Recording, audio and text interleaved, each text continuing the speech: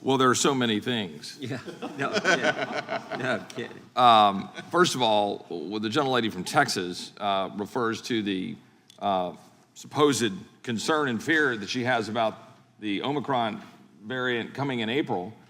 Then on what basis is the CDC recommending that they end Title 42?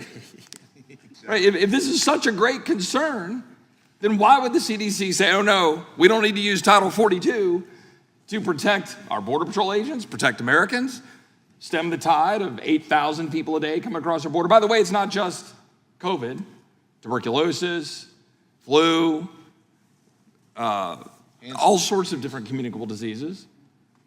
And so, we've got this big fear coming in April, but no, we don't want to have Title 42. And my colleague from Texas mocked the focus by some of my colleagues on the need to have Title 42, as if it's not causing rampant flow across our border, little girls put in stash houses, getting raped, cartels making $100 million.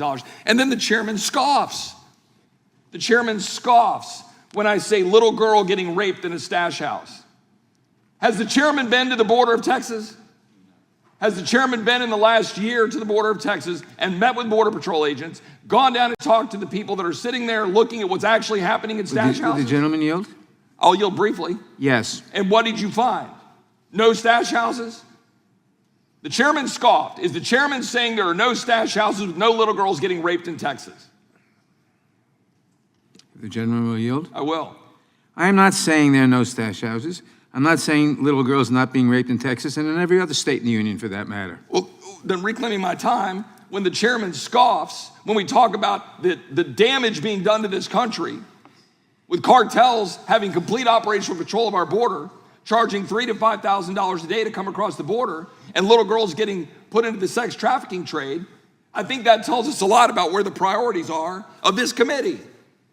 And I'm getting a little sick and tired of my colleagues on the other side of the aisle scoffing at Texans having to take the brunt of this. Ranchers losing their longtime family-held ranches. Fences getting cut, livestock getting out, people getting abused. And my other side of the aisle just doesn't give a whit about it, as evidenced by the scoff of the Judiciary Committee chairman. It's absolutely mind-boggling. This is what the American people are absolutely sick and tired of.